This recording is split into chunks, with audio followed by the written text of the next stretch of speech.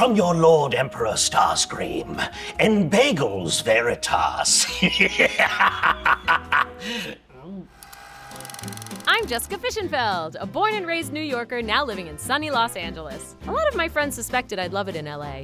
Was it my bright wardrobe, my blonde hair, or my blind optimism that tipped them off? Either way, they were absolutely right. I love living in La La Land. But as time went on, I realized something was missing. I felt a hole that kept getting bigger and bigger until it was boiling. Something I took for granted all those years in New York without even realizing it. Bagels! I honestly didn't eat them very often, but when I did, I knew exactly where to go. But until I have a T-Swift level private jet, I can't travel 2,800 miles for breakfast. Vanessa Carlton won't even walk over 1,000. So could I find a bagel worth my while in the West? I enlisted some friends to help me out on my quest while I put my eternal optimism to the test. This is Bagels and Banter with Jessica Fishenfeld. Greetings, Bagel Bubbalas! My guest today is a man of many identities who voices several of our beloved household characters like Donald Duck and Grimace, as well as characters we'd be horrified to find in our house, like, hot off the press, the Inquisitor in Star Wars Tales of the Underworld and the Brain Gremlin in Multiverses. It's Emmy Award winner Daniel Ross! Given the ease with which Daniel goes from good to evil, you're probably wondering, can this guy even be trusted? Well, it turns out Daniel is a big old goofball sweetie pie with a heart of gold. Or is he? Obviously, I had to take Daniel to Daniel's Bagels and Palms. Daniel's Bagels has been rolling since 2020 when young Daniel made bagel making his pandemic project, perfecting his ideal recipe for the New York-style bagels his family loves and cherishes, and quickly turning it into a full-on business with a storefront where his team continues the tradition of handcrafting every bagel. They've got traditional bagels and a weekly creative flavor, as well as a few simple and fun schmear options. Their bagels are on the smaller side and geared towards rip and dip, but Homegirl requested it sliced sandwich style because I like what I like, and they were happy to oblige. Yeah, there you Oh, go. thank you. There Thank go. you, sir. You're welcome. Ooh, we don't need that hat. No, Hats no. off to you. Thank you. No hats off to Yes, you. no, to you. I've never had Because- bagels that have my name. Well, that was no accident. Wait, no, I think that this is the sesame with scallion. I think I Okay. have the sesame. Let's see who's right. Let's see who's right. You were right. Oh wait, no, I was wrong. I was correct. Boop. Oh, whoa. Wow. That's actually kind of sexy. All right, let's try it. All right. You One, ready? two, three. What? Who's gonna? No, how was Yeah, that? it was bagel. Honestly, like a really solid everything bagel. So what is your history with bagels? Because I know you're from the East Coast, right? That's right. That's right. Born in Washington, D.C., lived in Maryland my whole life, raised in a Jewish family, and so bagels were a commonplace thing. But once in a while, you get one like this where it's just plain to the point, and it hits the spot. Yeah. The Daniel's bagels are on the smaller side, which makes them a little bit different from other places. I feel like they're closer to the size of like the original bagels that were first brought to New York City from Poland because they were quite small. So Daniel, you are quite a prominent voice of our generation. Oh boy. Can we talk a little bit about how you came to be our generation's Donald Duck? I'll predicate by just saying, Oh boy. That's a good bagel. I That's learned. $10,000 right there. You pay now. Donald Duck was the very first voice I ever learned how to do. Wow. As a kid, my mom taught me how to do it. Oh, And so that was our love language and my people Wow. trick. And when I moved to Los Angeles in 2014, almost right away, my agent contacted me and said, "You do the Donald voice, right?" And I said, Yeah. and she said, "Okay, well, Disney's got an audition." And I'm like, "Oh my gosh, you're kidding me. Those roles are like Supreme Court nominations. You're in for life. So this is..." so did the last Donald Duck like, What? No. what? No. He is still quacking and Okay. still voices Donald to this day. I came in for alright. some very specific projects. My So- grandma did a Donald Duck too. She tried to teach me, but I couldn't really. Really? Yeah. I sound like I'm having a seizure. No. So the technical term is buccal speech. This is a technical term because there's a pocket of air in the cheek where the sound comes from. That's right. Ooh. I think it's actually better with the lock spread. Yeah, it's really bouncing around in there. But so once you booked that, Did you like feel like a big change in your life? Well, first of all, it was a time in my life where my mom had been diagnosed with breast cancer. She was an artist. She would draw and sculpt and paint. So after the cancer, that spark diminished within her. And so this opportunity and that connection that we had together with this character, I got to fly her out to Los Angeles. I got to take her to Disney Studios and show her where they're actually making the cartoons. Wow. And I got to see that sparkle come back. That's And so to me, that was pure Disney magic. It was true Disney magic. So yes, it changed my life. It changed her personally life. and professionally. I'm Exactly, sure. Yeah. exactly. You just have such a giving spirit and a Thank giving you. nature, even when we met for the first time. Thank you. I'm gonna take your bagel now. No.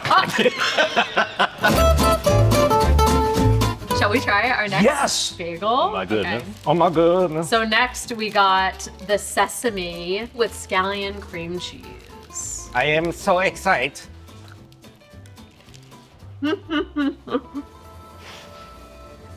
Did you all at home see the glaze over my eyes when it hit me? How good that actually was? That cream cheese with the scallion? The bagel is consistent. It's really good. It's crispy on the outside, soft on the inside. I'm just getting a ton of flavor here, Yeah. and it's really good. It's really good. It's really and it's good. like big, thick pieces of scallion too. I feel like most of the time it's scallion cream cheese, you get like, this cream cheese was transported in the same truck as scallions. Right. You know what I mean? Like, that's a full ass scallion right Wow. there. I hear that you're like maybe doing a little more singing these days. And you grew up Yeah. singing, right?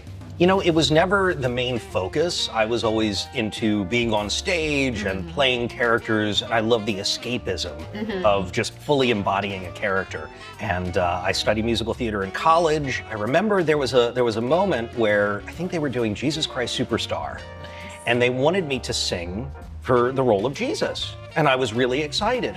But they wanted me to sing backstage so that the guy who actually looked like the character could go out and mouth it. No way, they're gonna Natalie Wood you? And I said, nope, screw this. Oh my And they're like, you'll get a God. reputation if you say no. And I'm like, bye-bye, college. I'm Wow. done with that. And then dropped out of college and Oh. went into film production, Okay. TV and film. I was an extra and a stand-in for a bunch of things. And that's how I got my SAG card. I Worked just my love, way like, up. you're just such a multifaceted performer. So I haven't really like touched on that a lot Okay. recently, but I did a cover of Toxic Love from the movie Fern Gully. Oh. Tim Curry's character Oh, of Hexus. yes. Oh, I think you posted that, right? Yes, I saw that. Yeah, so that's online if anyone would Yes, like to it's see great. it. It was Check a fun it out. cover to do. Most recently, I did a cover of New York, New York. Oh, I didn't see that one. I have to see that. It's Frank Sinatra's New York, New York, as covered by all of my characters in a game called Multiverses. I think I also recognize your voice in a very popular fast food chain. Mr. Grimace, what's your favorite Happy Meal? Yeah, Grimace. Wow, that came out of nowhere. There was an opportunity to voice him for a Super Bowl commercial a couple years ago.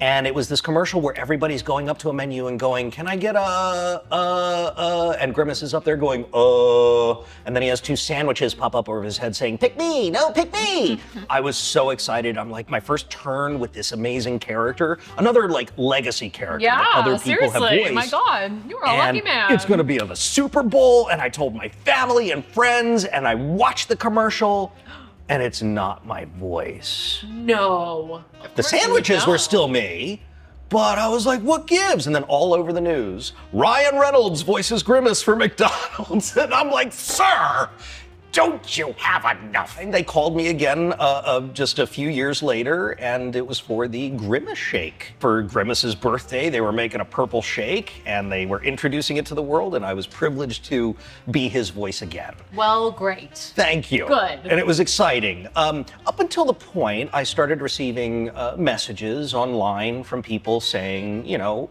give me my family back. Why did you burn my house down? Where's my dog? I can't find him. And I'm like, what's going on? What is going on? Why are you telling? Did I get canceled? Is that? Yeah, right. No. What? What? people made a thing out of the Grimace shake. They were pouring it all over themselves and pretending to be dead. No. It was a total viral trend. And yeah. McDonald's was making so much money with people just buying the shake to pour it all over themselves and play dead. And he became a horror icon overnight. Wow. Which is funny because Grimace was originally the evil Grimace. With 4 arms, and he would steal milkshakes and sodas from Ronald and his pals. I think the web basically said, Gen A was like, we want evil Grimace back. Wait, I kind of love that. It's like a villain origin story, but backwards. But backwards. Started evil, went good, and now we're back to evil. Soonish, maybe? I don't know. Maybe, possibly. Okay. If I knew, I couldn't talk about it. Of course. Well, Daniel, it was amazing having you here and Thank eating you. Daniel's bagels with Daniel, with the real live Daniel. I mean, I do my best. Shout out to Daniel's Bagels. Y'all have to try this new shop in LA. It's in Palms. I love following your career and watching you just go up and up and up. And there's really one thing left to say, and that's In Bagels Veritas.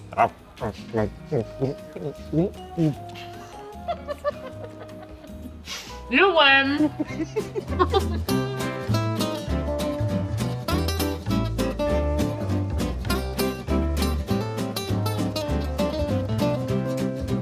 In Bagels Veritas, because it's magically delicious. Woohoo!